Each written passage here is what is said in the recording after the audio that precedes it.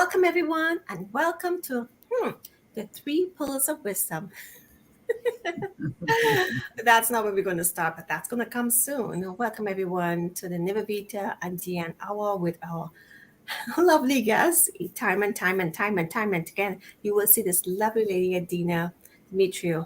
And I just want to say, first of all, thank you all for joining us. Thank you for always dropping by.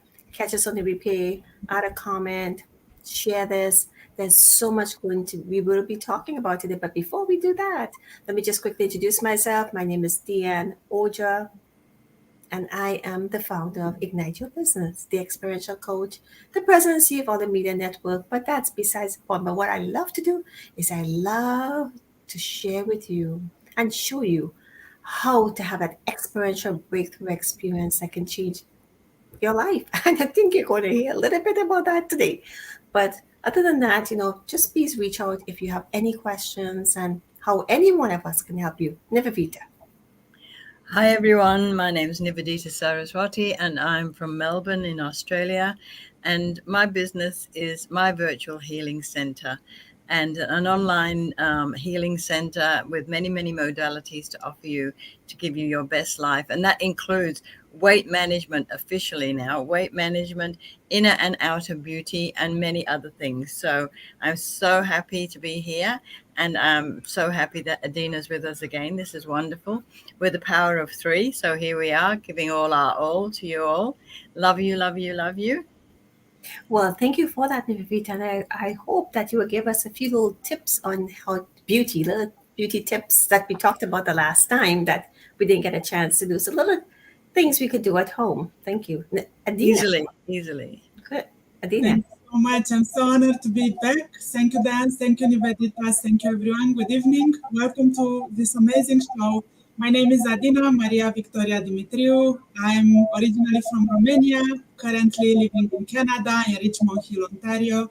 I'm a soul practitioner and I'm originally an economist. I have a master in marketing and I'm also an HR professional. Have about 20 years, over 20 years of experience in business administration in various corporations, 500 Fortune companies. And I'm here because I'm passionate to help people to become healthier and happier and to develop that inner beauty, outer beauty that Nivedita said so beautifully, and to find out how all three of us can support you to take your life to the next level and to enhance the quality of your life, to give you tips and tools that you can use to be healthier and happier in any way we can. Thank you so much. Lovely. See how I'm grinning about all of this? This is the Three Pillars of Wisdom here. So, first of all, how was everyone's week? Well, I'll start first. My week was awesome. I went away for 5 days and visited some friends in the New South Wales coast, and I had an awesome time. I was absolutely spoilt rotten by these friends of mine, and it was such a beautiful place to be with all the beaches and all the beautiful walks that we went on. And I've come back totally refreshed and revitalized. So that was my week. It was wonderful. Over to you, Adina.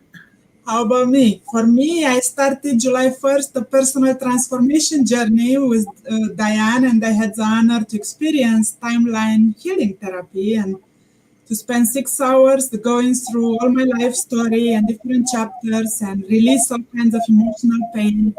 I got a new haircut and I started working on journaling, apologizing to people in my life, healing, transforming relationship. I feel I'm on a roller coaster to transform to the next upgrading Adina version 02. Well, that is a mouthful. And that was only like a few days ago. So why don't we? Okay, so let's talk about this. Since we're so happy, you look so radiant, so chipper, so bright. I didn't even know where to start with this. So let's talk about transformational, personal transformation. Because if you have to do anything in your life, it starts with you. It doesn't matter if it's family, health, wealth, anything. It has to start with the core of you. Are you willing to share some You always have to ask permission. That's one thing we have to make sure and ask permission. Because I'll tell you something. This young lady here went out and got a haircut. She went and she changed her wardrobe. She's not going to wear much black and white anymore. She's beaming. Adina, do you normally laugh and smile that much? So why don't Adina tell you her story, and I'm going to give her full screen here so she can share that story with you, because it is a very powerful story. It's not about me. It's the fact that she was willing, she was wanting, she was hungry. She asked for it and she received it. And she played 100, oh God, not even 100%. She played 200% for 6 hours. It was supposed to be 3 hours, for 6 hours. Now, typically we don't speak about this when we do a timeline therapy unless she would like to share it. And she wants to share it because she does not know who is going to help. And also the fact with her sharing, it's also part of her healing and more. So Adina, I want to say congratulations. It is, I told you have so many birthdays, but happy birthday.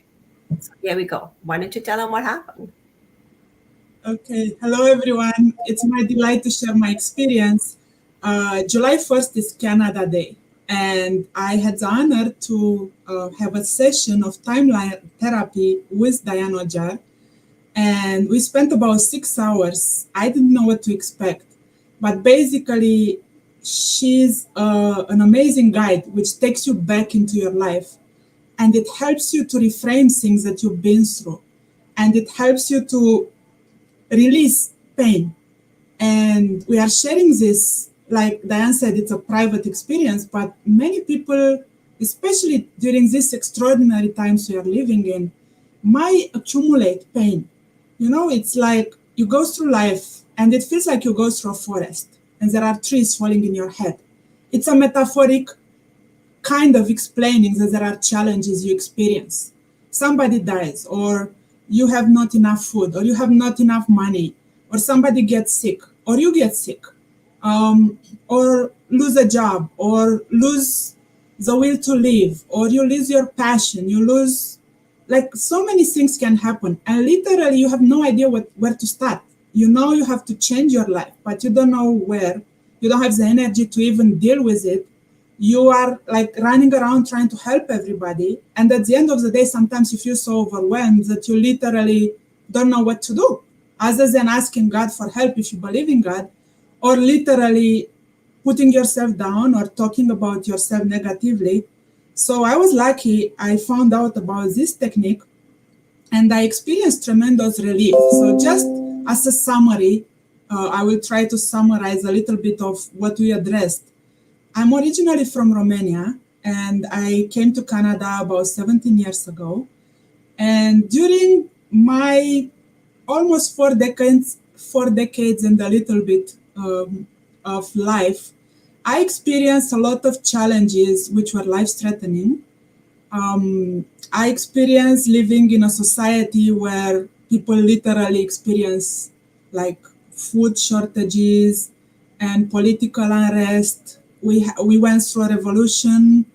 There was a nuclear explosion. Probably you guys know about the Chernobyl explosion, which is, I think, considered one of the biggest nuclear explosions that ever took place. And that happened about 3 hours away from the city where I was living at the time. And we got impacted, me and my family, and probably many other people. We might never know exactly how many. But I went in my life through multiple surgeries. I went through this car accident when I was 14 years old, where a truck hit the family car when we were coming from a vacation. And I ended up in a coma in the hospital. Doctors didn't believe I'm going to make it. They left me with pieces of windshield in my face. My dad died at that time. My brother got like a mental illness. My mom had all kinds of health issues and broken ribs and heart issues. So literally at 14, I thought my life is over. I was upset on everybody, I was mad on God at that time because I did pray for him to protect my family. And I thought there are 8 million people in the world. Maybe he was too busy. He didn't have time for us. And I had to blame somebody. Suddenly, I looked like a monster. I was in a hospital going through surgeries and all kinds of things. And then I got out of the hospital, and years later, my mom took me to a plastic surgeon, and the plastic surgeon said, they left you with 132 pieces of windshield in your face. They started coming out when I was going to the beach, like from the sun. And he said, you have to take them out. If they go through your blood vessels and they reach your brain or your heart, you could die. And then years later, I spent my teenage years, maybe if you have kids or you are a teenager, then you know what it means to live your most beautiful years of your life, dating or having fun or going to parties or traveling, seeing the world. Well, I was in hospitals and I was going through reparatory surgeries, plastic surgeries to remove those pieces of windshield. And I literally felt like I didn't have teenage years, and my childhood ended at 14. When you lose a parent, I literally decided, you know what, my mom was crying, our life seemed like over. I said, I'm going to be dad for mom. So I tried always to be strong and to be a second parent, to help my mom raise my brother. But I felt you cannot be a child at 14, and when you're a girl, you cannot be dad. So it took me many, many years to realize I cannot replace anybody. I can support my family the best I can, but, sometimes you try to do miracles for others, but I didn't know what to do. Like, nobody's training you how to be a parent when you are 14 years old, right? So years later, I went through many things. Like, I spent a lot of years in hospitals, surgeries. I immigrated, came to Canada, went through a challenging relationship and marriage, went through a divorce and more surgeries and more health challenges. And the recession that was in 2008, and then I got endometriosis stage 4, and I almost died out of that. I suffered for almost 3 years. I won't go into details, but basically it's just an illness. When it gets to stage 4, which is the condition I was in 2014, literally your organs start shutting down, and doctors were trying to do a surgery to take out some of my organs to try to save my life. So long story short, I discovered the power of soul. I met an amazing teacher. That teacher saved my life. It was a public event. 8 years later, I still can close my eyes and see myself on a stage in front of 600 people, receiving some kind of blessings and, having my life transformed literally. In next day, I went to hospital, and most of the illness in me was almost gone, almost 80%. And in 3 months, when I was supposed to have that surgery, to have the organs taken out, the surgeon canceled the surgery. So, you look back at your life, and I'm sure my story, there are probably more difficult stories and challenges that some of the people watching the show might say that they experience. So I'm not saying, oh my God, this is the worst that can happen. I'm sure there could be more challenging situation. But for each of us, our life story is our universe. It's all we know, right? So we don't know any better. And no matter what we suffer, we try to find ways to release that. And we don't know how to do it. And as the years pass by, we might get more busy, we might get more tired, we might get more sick. And we might literally be like I was when I literally lost hope and doctors told me they don't know if they can save me. I was literally on my knees talking to God because I literally didn't know whom to speak with. I didn't know if there is a God, but I said, if there is one, I need help. So I was on my knees and I was talking to the ceiling saying, God, if you are out there, if you can save anything out of this shell that's left of me, and you have any life that you would like to still grant me, I know I will live on borrowed time, borrow body, borrow everything, because it seems like my life is over. So whatever you still want to give me, I will give it to you. So I will dedicate my life to help others to be healthier and happier. I have no idea how to do it, and I don't know if there is any cure for this illness I have, but I trust if you are God, then you know what you are doing better than I know, so I'm sure you'll help me. And in the last 8 years, it's been an unbelievable journey. I've been on a roller coaster of transformation. First thing, when you surrender to a higher power, whatever that means for you, you literally feel relief. It feels like it's not your problem anymore. Somebody else is handling it. So I felt whatever will happen, I'm okay with it. I die. I survive. No matter what, if I survive, I have homework to give back to the universe, to the society, to help people in any way I can. And who knew in next day 80% of the illness can be gone, and then in 3 months surgery canceled, and then over the last 8 years becoming a soul practitioner, now ending up in a radio show. I'm usually a shy person. I'm not really the kind to go on a radio show and tell my story to the world. But I'm like, maybe it can save somebody. Maybe somebody can look and say, yeah, me too. I went through that. Sure, I know what she's talking about. And just to share, I had this session with Dianne. And since then, I literally felt in those 6 hours, I released, let go of all the pain, all the fear, all the anger, all the hurt, all the I'm not good enough, all the I'm a horrible person. If you guys would know how bad I am, you would run away. And I started realizing underneath all that pain, you know what? It's just a human being. I'm not better than anybody else. But if I can do it, being at the bottom of the bottom where I was 8 years ago, and I can still come back and some kind of higher power help me, then I didn't do anything anybody cannot do. Just, ask for help, surrender, find somebody who can help you, try it.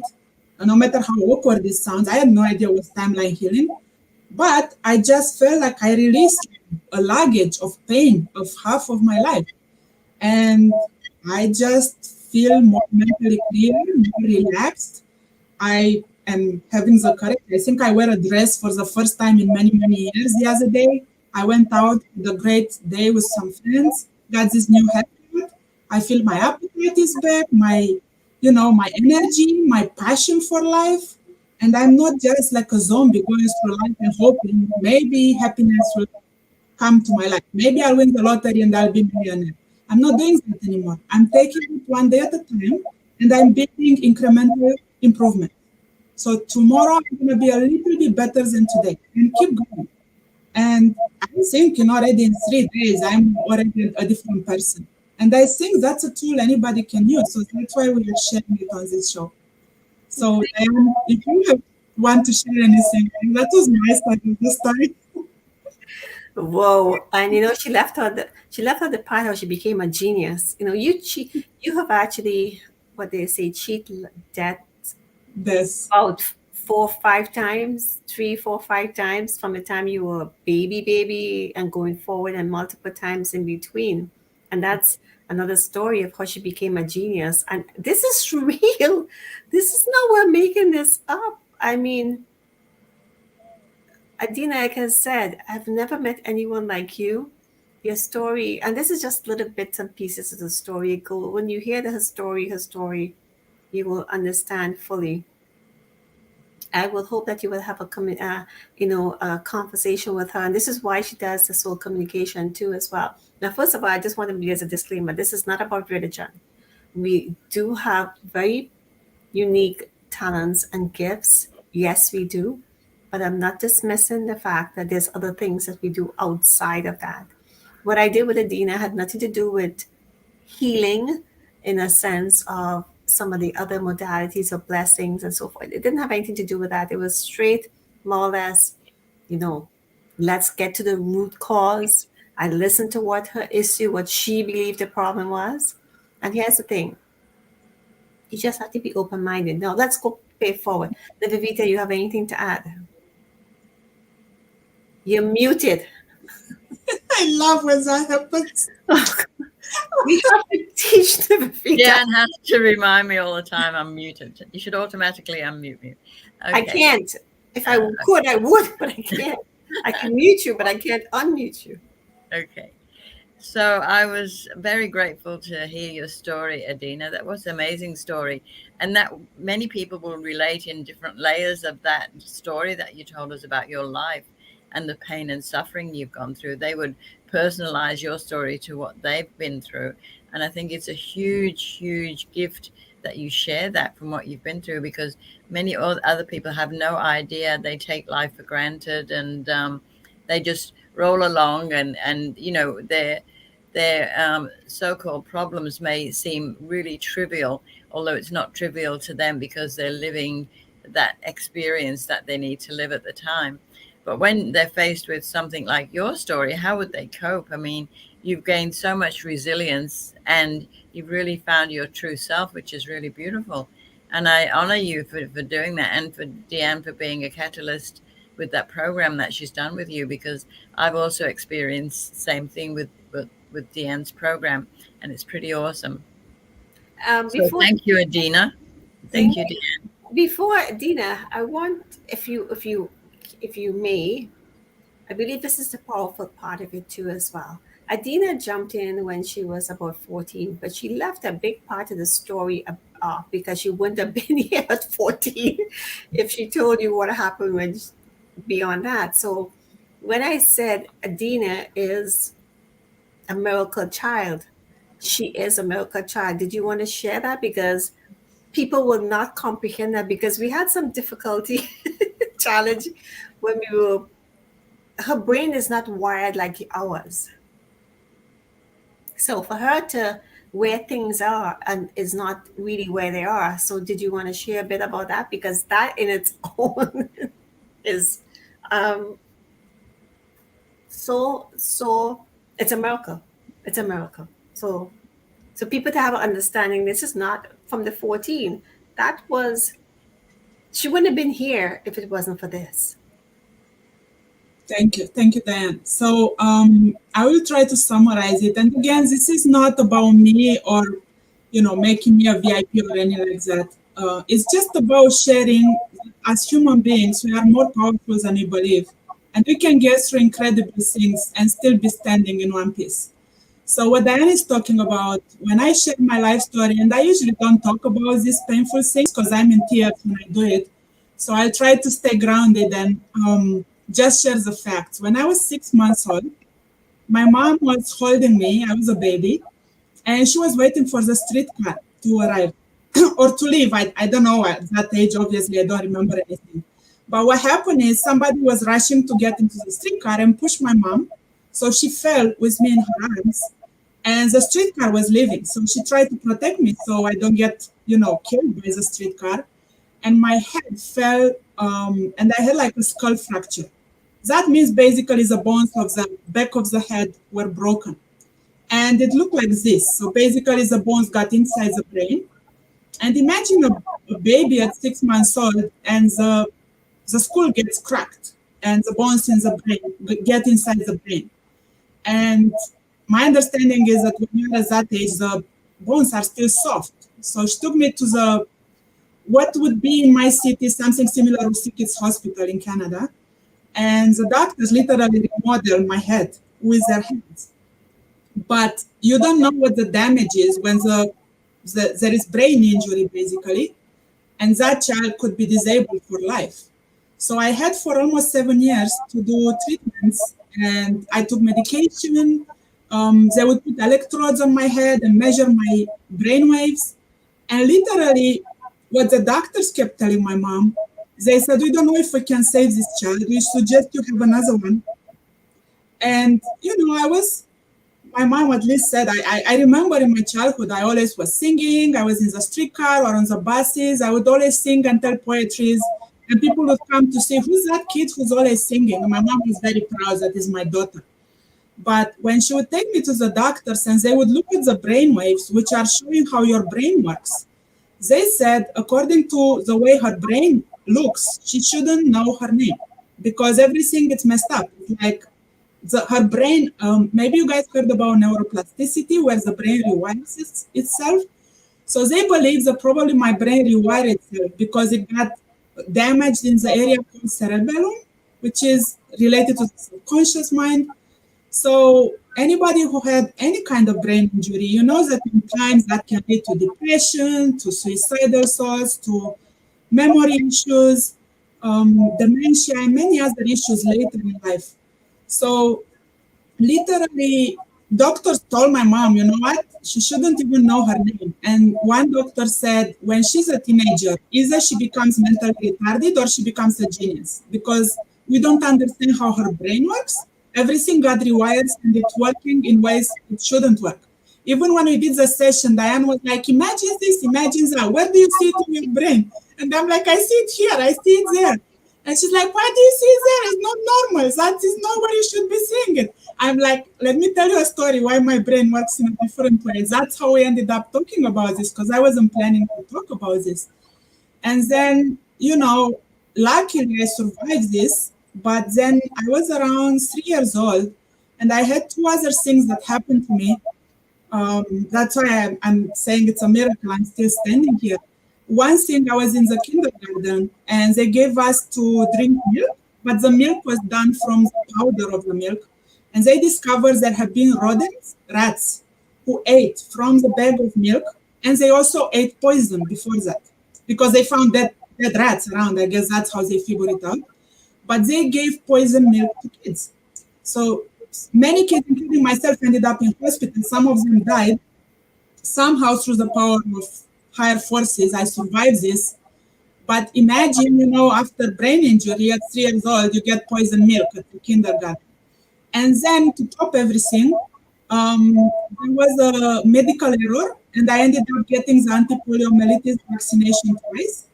So if you have kids, probably at some point in their life, when I was growing up, it was when I was 3 years old, you get this anti-poliomyelitis vaccine, which it's like a pink kind of sugary drink that kids love to drink, I guess.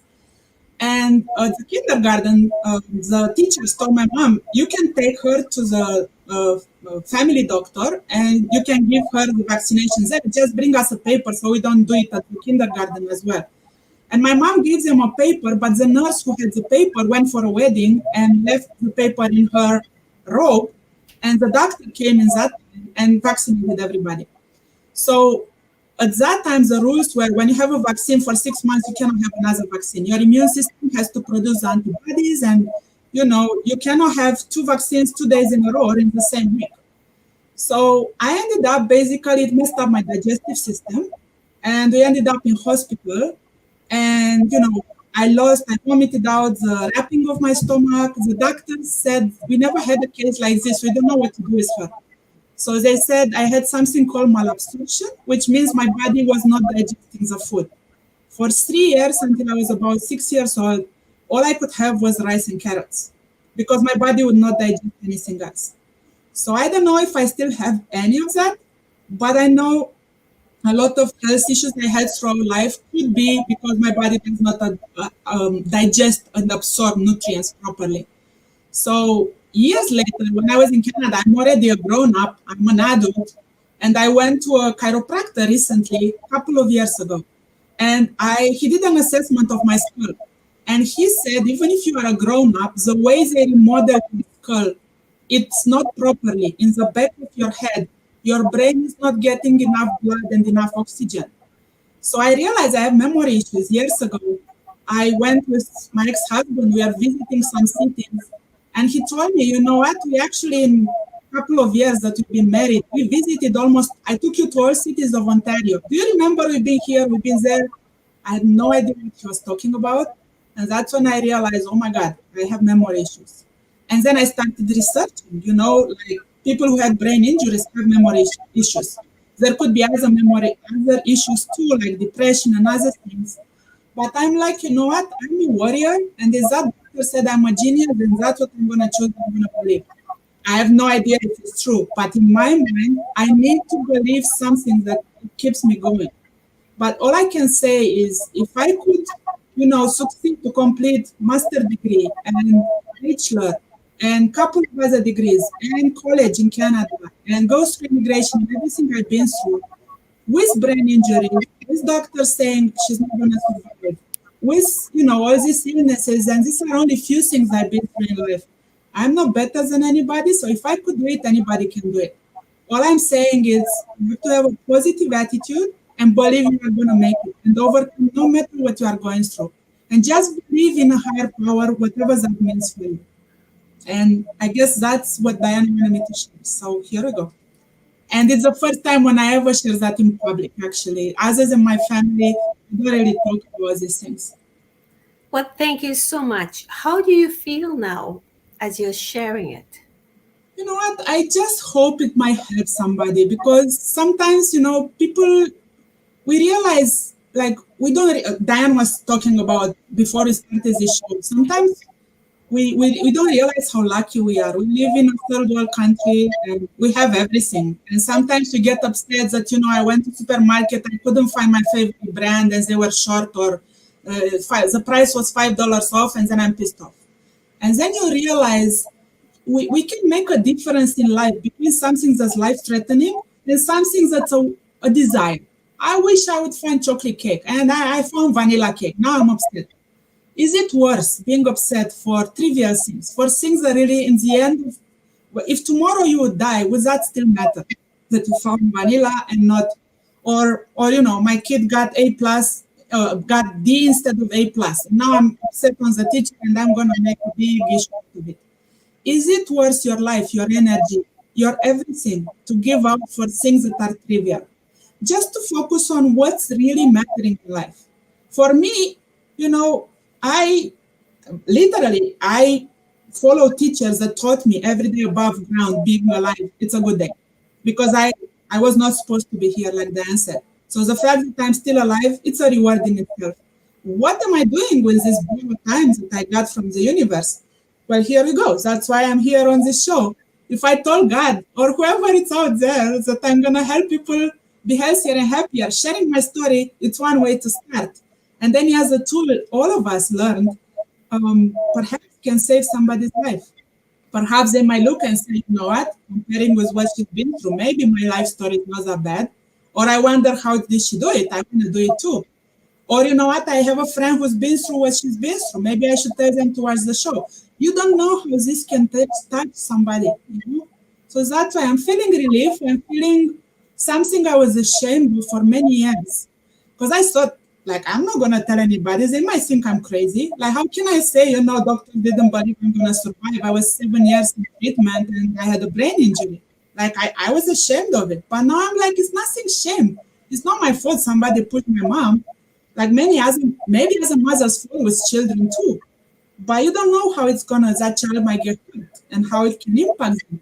And I don't think it's about life kicking you down, because sooner or later we all get hit at some point. Absolutely. It's about how do you get up? Absolutely. And I'm going to be better prepared next time life hits you again.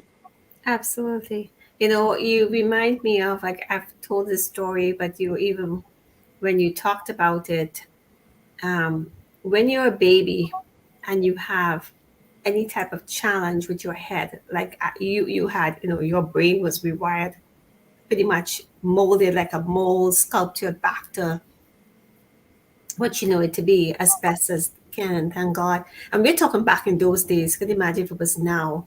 It would be a whole different story. But even for myself as a baby, having allergic reaction to rice cereal, I believe, that got me so sick with my brain, my head, and my stomach and everything, and they thought it was bad. And yes, I do resonate. You guys know I have this retention of retaining certain things when it comes to, I cannot script. I cannot remember a script and so forth. If exams and so forth, I couldn't remember these things. But the point is, now it makes sense, because once you have any type of anything happen to your brain as a child, you don't know where the damage is. And as an adult, you would tend to see them now learning, understanding, and realizing that what could have happened. And I'm sure something happened. To the degree, I don't know. I excel in certain areas, but other things, I have my challenges as well. So I understand to a certain degree, if you have a child who has brain damage, it does not mean, or any reaction. My head was in sores, and even when I have allergic reaction to hair dye or foods, my head would get into sores for 2 months, literally up to this day, as old as I am. So all I'm saying is that there's still hope. And of course, now with all the technology compared to then, it's a whole different story. But if you have anything happen to your brain as a child or adult,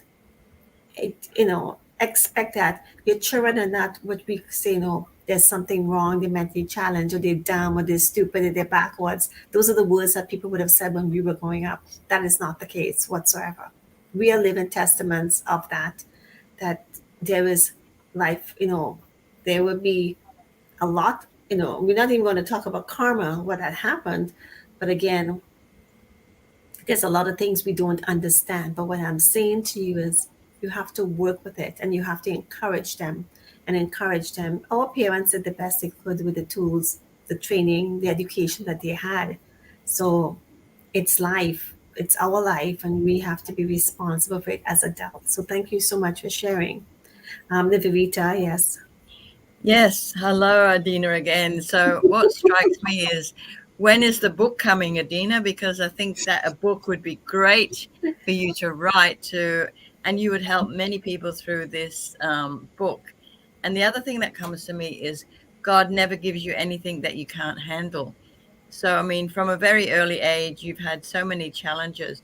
But, the divine plan for you would be to overcome these challenges in many ways, which are totally unusual and probably totally foreign to other people. But you did it. And through the resilience, you just excelled through all of that.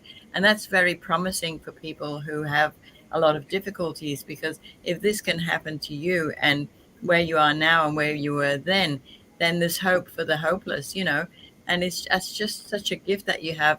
And I think you'd make a wonderful best-selling book. So I reckon you should get busy on your book. See, I'm not the only one telling you this. Absolutely. So let's move forward. This was not really what we were. However, it's very profound. First of all, just sitting here telling the world, whoever the world is out there right now, and for those who are joining us with Nivedita and Adina is telling us one of the most profound stories I've ever heard in my life. And it was a very private thing we did. However, she was willing to share it. And you got to give her kudos for that, because this is not easy what she's doing. And she's doing this for you. Understand, this is for you, for yourself, for someone you know. Maybe it will resonate and say, oh, is that what happened to me? Or that what happened to my sister or my brother, or whatever the case may be. There is always hope, and we can always overcome it. Is it going to be easy? Oh, God, no. No, not at all. Not at all. Um, you know, since we spoke, oh, by the way, she's so coachable, it's not even funny. She's so on cue, it's not funny. I get my report every day, every night, late at night, boom, boom, boom. So let's move it forward. How you decided to actually want to change. You could have not done what I told you to do. Oh, and by the way, she has to sign a document that she does not know what I'm going to tell her to do. There's skin in the game. And if she doesn't do it, she will have to do what she has to do. So, but that's besides the point. Because you want to get over what it is you're looking for. Your problem is not the problem. So let's say now, believe me, it goes way, way, way, way, way, way deeper than what she believed it was. And there's certain words you cannot use, by the way, anymore. The T word, TRAUM, she cannot use that word anymore. So anyway, so let's say, what have you done so far in 3 days? What have you seen, and what do you expect by, let's say, the end of the week, for goodness sake, or the end of the month? Okay, thank you, Dianne. So what I did in the last 3 days, first I cried my eyes out during the session. I thought I was an emotional mess. But Dianne said it's good because you are releasing the pain. So you were not. I've had worse than you. No, you were not. Worse than me. Okay. I do have that determination. That I think for all of us, life happens and we have a whisper. And then, like Oprah said, we have a brick falling in our head. Like the universe is kind of nudging us. Maybe I should lose weight. Maybe I should, take a look and pay my debt. Or maybe I should start going out and date and meet my true love. But you don't do anything about it. And then a brick comes, like something happens, like, you fall. Or like I fell down the stairs in December. Now I have to lose weight, which I've been planning for over 20 years because I messed up my knee. And other things, right? And then it gets so painful, like you get to a point where you are like, I need to change right now. Otherwise, I don't want to be depressed. I don't want to lose my will to live. So I told Dianne, I'm 100% into it. She made me sign. She invited me. It's a choice. It's not an obligation. But I did sign. I'm going to do every task that she's giving me. And I just decided there is no way back. I want to change. I know there is more that I can be, that I can have, that I can do in life. And I feel my own fears are limiting me. So what I did, I just started noticing any improvement. So I can encourage myself, I can keep going.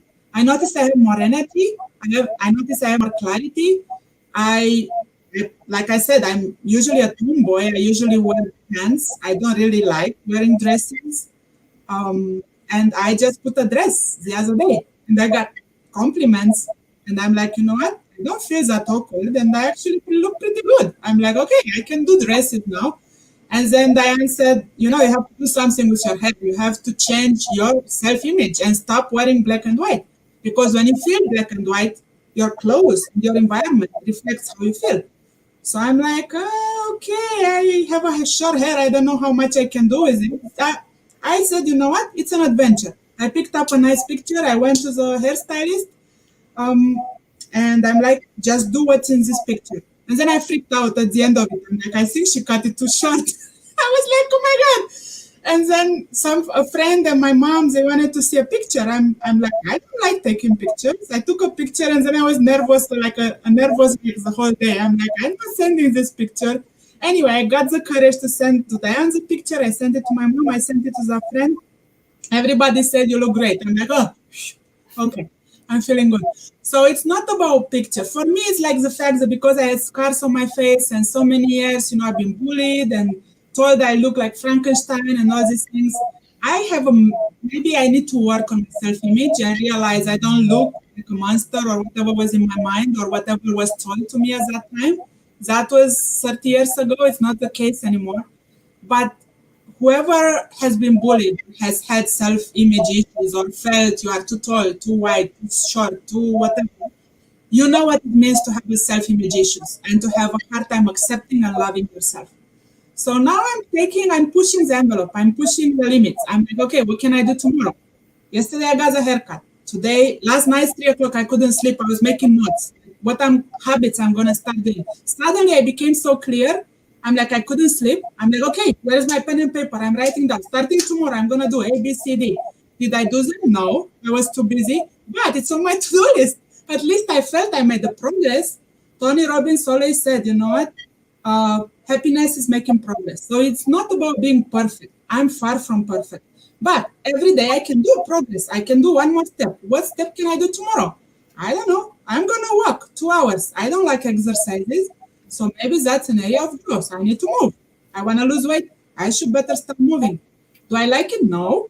But I'm determined I need to change. If my true love is supposed to show up one day, I should better be a sexy lady by then, right?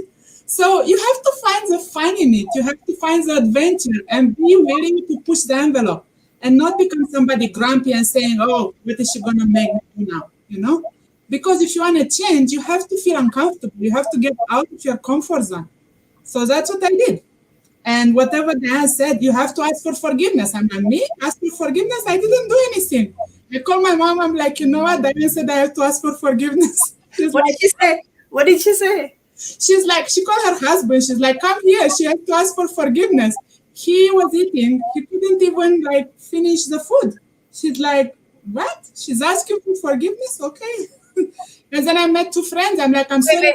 Wait. Go back to that. So, you know, the practice. It's not about them. It's you. And because we tend to procrastinate, expecting, oh my God, what are they going to say? I told you. So I told her, when this is part of the progress, and this is part of the healing and her task. And I said, you have to call those who are close to you. I don't want no text. I don't want no email. You can call them because, of course, you can probably visit them. But if you can't visit them, it's always best. There are some of them who will have trauma, and some of them when you catch them by surprise, because this is not about you and it's how you approach them. And you might be surprised the reaction that they give you, but it's a sense of relief you have. It's like priceless, especially when you get into the ones closest to you, to your parents, and you forgive them forgive your mom for everything that happened. She protected you as best as she could. And going back in Romania back in those days when I grew up, a little bit younger than me, but again, it's not like now. So you ask forgiveness and give, ask and give all as well is priceless, and that is a major part of your growth. We're going to stay away from the word healing because people keep thinking about it's growth, it's self-development, it's all these things.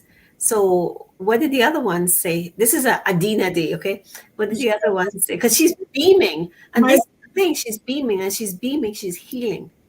I am feeling, and I just felt awkward. Like, how do you tell somebody, you know what, just in case I harmed or hurt you, I deeply apologize. But Diane is right. Like, I felt peace inside. It might be shocking for people. They might be so shocked they didn't know how to react.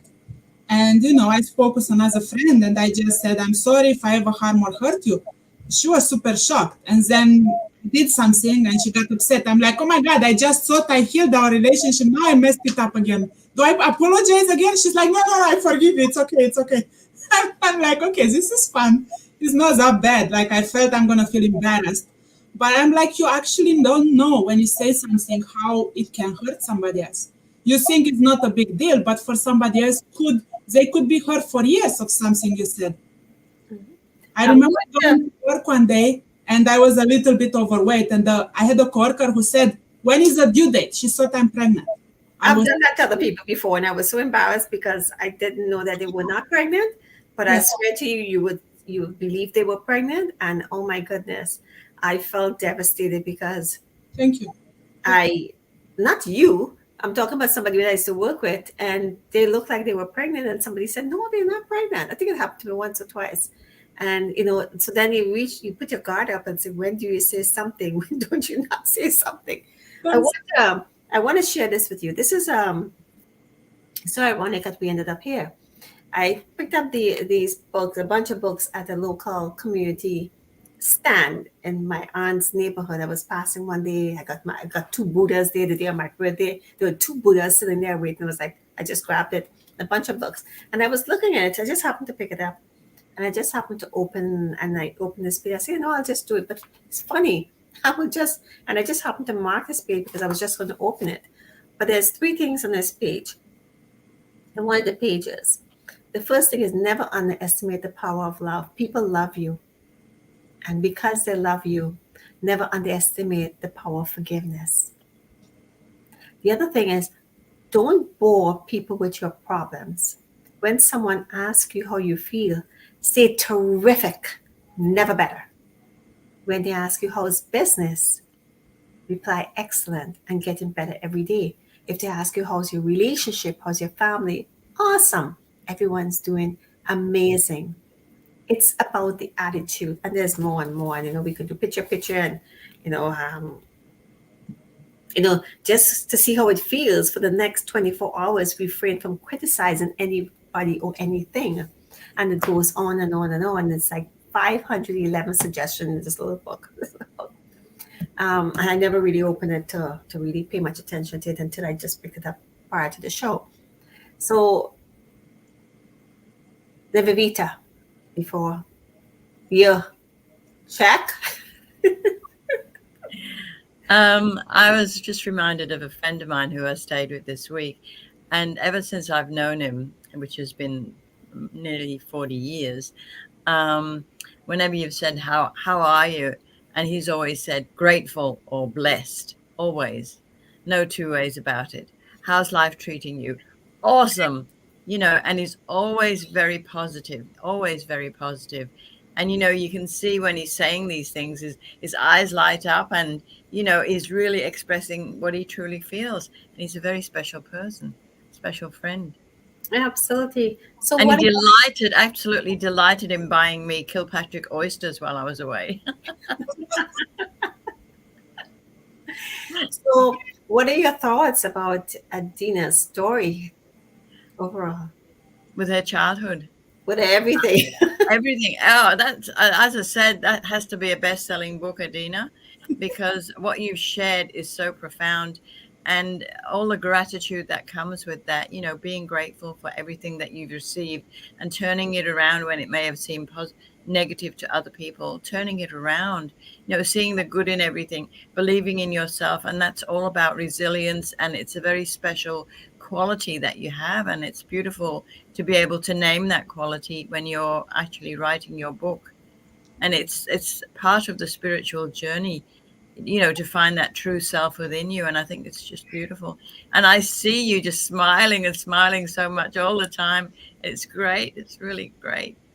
Thank you so much. How does it feel to put some color and a bit of change and take change? And of course, I think you started to clean your closet or your kitchen or something too.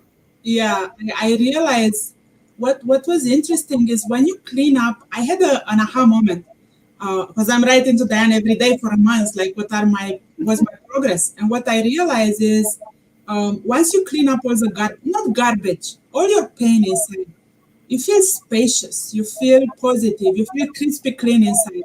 I suddenly didn't like how I organized my cupboards. I started throwing things and I started reorganizing things. And I felt that the way I'm feeling, it's projected in my environment. And actually, when things get reorganized and cleaned up inside, you start cleaning up your house. I remember after my divorce, I was so depressed. I felt so empty. I felt like emotionally, half of me was gone. So I filled up my life. I always wanted to write books talking about bestsellers. And I kept buying notebooks and pens. Each time I was depressed, I'm like, one day I'm going to write that book, And then one day a friend came over. It's like, oh my God, your house is like a warehouse. Talking about friends saying things that hurt you for years. Took me 2 to 3 years to declutter. And I'm doing this when I want to buy another notebook and pen. I'm like, no more. I'm electronically typing. I don't need more notebooks and pens. But I'm like, okay. So I realized when you heal inside, you start healing your environment.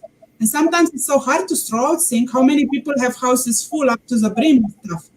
And my aha moment, so actually they are full of pain, and that is making them feel they need stuff to heal from emotional pain. For example, for me, for many years, I didn't feel comfortable talking to people or opening up about things. So I would build walls around me. And anybody who's been hurt in a relationship can relate to that. But sometimes you say, never again. If you got divorced, I will not let another guy put me through what this one put me through, right? And then you realize, wait a second, I put walls around, but I'm feeling alone, I'm feeling isolated, I'm feeling abandoned, and I'm afraid to open up so I don't get hurt again, But then you realize once that is gone, all that story, what Dianne did, she helped me to clean up all these stories of pain and change my story and my state. So suddenly, I don't need those. I don't need like all this stuff. Let me arrange this. And she said, put colors around you, not only on you, decorate around you. So I'm like, okay, how can I decorate? I'm like, she didn't tell me to decorate my cupboard, but I did it. And I couldn't go to sleep last night. I'm like, I have to reorganize it. It didn't feel right. And then 3 o'clock, I'm waking up and start making notes. I'm like, how am I going to report to her? I can't sleep. I'm making lists. But I felt like my soul wants to express itself and wants to give me a pathway. I'm like, I know what I need to do. I always knew it. I just never did it. And sometimes we are so burdened by so many things in our life. We know what we should do, but we don't do it. And we have good excuses. I'm tired. I'm exhausted. There's a fault with my partner or this person, that person, or I have no energy, or I'm so busy because of ABCD, and then we don't do it. And then one day we realize, oh my God, you know what? My life, it's close to ending and I didn't live yet. So if we don't start today, then when are we going to be ready to start? That's why I did the session. I'm like, that's it, no more. I'm changing today, day one, not tomorrow, now. You're so funny. You're so funny. They're just going. By the way, for the task you have, it's not typing. You have to write it in journals and books. Writing, taking pen and paper is more powerful than just typing. Nivedita. Check. Lord, I tell you how much editing I'll have to do soon. I remember when I did that session with Dianne, she said the same thing. Write everything down, pen and paper, not on the computer. And get back to me. And I think I did. Of course you did. Great. It's very liberating when you do that. And I have my moments where my office might be suddenly, I'm feeling it's unsettled. And it's usually because my office, which is my spiritual temple as well. It gets messy, and then I have to do a big tidy up, and then I'll go in the kitchen and I'll tidy up the fridge, and then I'll tidy up the kitchen cupboards and do all of these things. So I know exactly where you're coming from with the tidying up and restructuring and redoing everything. I have And to admit, I am not as venturous as you guys are. Okay? To begin with, I am not the cleaner type. However, it's a work in progress, especially when you have. And I had to cramp a office, a studio inside of here. And unconsciously, I had to. Oh my gosh, a lot of stuff had to come in here and so forth. But definitely so. So Nivedita, before we go, what would you like to say? well, we've learned so much about Adina and what she's gone through, and the gifts of her telling this story about her life and how she's coped and the changes she's made. I think that definitely, I'm just reiterating the book because that will help so many people. It'll be like a Tony Robbins book. Because there's so many people are probably going through the same sort of thing or can identify, and we might not be able to identify, what you went through in Romania and things like that. But certainly we have these isolated moments where things seem to just not come together, and to be able to see how resilient you are and what guidance you've been given and how earnestly you've prayed and asked the higher power to help you. I think that's really a great one to help people. That brings, but that will bring a lot of comfort to people, because people need to know that they have part of them within them as well as above them that they can rely on. And it's not about, as Dianne says, it's not about religion. It's about connecting to your true self. And I think you've illustrated that very well with your story, which I don't think anybody's ever gone through anything like that either. It's certainly See what I told you? very different. So it's been such a pleasure listening and being part of this, Adina. Thank you for sharing. Adina, what would you like to say in closing? I want to connect heart to heart to soul and soul to every single person watching this recording. And I want to say the following. I hear you. I feel your pain. I'm like you, not better than you. You have your story. You have your pain. Be proud that you went through everything. You survived everything. And trust that you have a soul that you can connect with. You have a heart, a mind, a body. There is some kind of higher power which can help you. There is this show. There is so many other people you can help. And when you feel overwhelmed and don't know where to start by picking one person and helping that person in any way you can. And that's then to pay it forward and help somebody else. And that will make you feel better.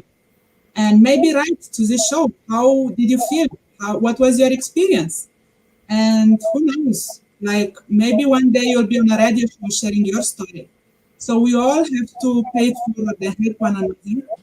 And we have to get through this life and live a legacy in which we had a life well lived. No matter what we've been through, as incredible as it might be for each of us, we need to do something good in this world. We need to help at least one other person instead of complaining about our own misery, because at different level we all have pain in our life. But we also have something we can give. Smile, a story, 1 hour of our life to touch other people's lives and so on. So keep going. You are amazing. You have only the rest of your life to discover how amazing you are. And you have an amazing story to share. And keep going and do the best you can to help others in any way you can. That's all. Thank you. Well, thank you so much, ladies, for sharing that. And I just want to say thank you, first of all, Nivedita. But thank you, Adina, because stepping out to your comfort zone, this is part of your healing too as well. And there's a lot of people who come from different countries who go through a lot of horrific life experiences. It's not the same as Adina's. It's not the same as Nivedita or my own story. However, I'm sure you could resonate with the feelings, how you felt, how alone you felt, how frustrated, how angry, how everything. You're upset with God, you're upset with your parents. You lost your parents. Adina didn't know Dad passed away until a month after. Sorry, I didn't remember she shared that or not. But again, imagine that. I know it's one of these things. I know when my dad passed away, we had to go tell my mom and bring her home. She found out within 24 hours, but the fact that she was not there when he passed away, and she was sick, and she was in Valium, so she didn't really comprehend what was going on at the time. So I hear that, I understand that. The reason for the share of the story is for you to start opening up to know there is hope, there is peace, there's harmony, there's love out there. You just have to reach out. It doesn't have to be with me. It doesn't have to be with Adina. It doesn't have to be with Nivedita. You just have to surrender and say to the universe, whoever, whatever you believe in, doesn't make a difference. Everyone, somebody's going to hear it. And the right resources and tools are going to come in front of you. We need to heal in order to move forward. We may have success, but is that the success that you want? You may have a job, but is that the job you want? You may have the partner. Is that the right partner for you? Is that your soulmate? What is a soulmate? What a person who, if you walk out the room, don't want to be without you and beyond. Or is somebody who will unconditionally, it's the little things, and it's more than that. We're all seeking for something. Don't settle for what you have. If it is what you have, is what you want and need, and it works for you, awesome, congratulations. But if not, step out of your comfort zone. You have to make the first step. You have to call. Because she said to me before, when it happened, when she asked this a week ago, at the end of the show, I said, what can I do for you? And she said, I want the elephant in the room. And then she told me a little bit. And I said, no, I think the timeline therapy would be better for you because you said you had a deep karma. And that's the thing. And this is what happened. So all I'm saying to you is, this is not about me. I just want to let you know that you don't have to settle for less. There is so much out there to be given, to be shared, so for you to receive. And if you put your hands out, you will receive it. So on that note, I would like to thank the lovely ladies for sharing with us. Catch us on the replay, share this with someone. Like I said, whoever, anyone who has gone through a lot of tragic experience, and the T are the word that she's not allowed to use. Start with a T and with the A. I don't know. We're just here to share with you that there really is possibility and hope, and nothing is impossible. So on that note, we'd like to say, join us next time on the Nivedita and Dianne show, and you never know who our guests will be or the story. We'll have Adina back again. We'll have some of our guests back again because there's so much wisdom to share. So thank you for joining us, and thank you for listening, and thank you for putting up with us always. Take care. Bye-bye. Thank you, Dianne. Thank you. Thank you, everyone. Love you. Bye-bye.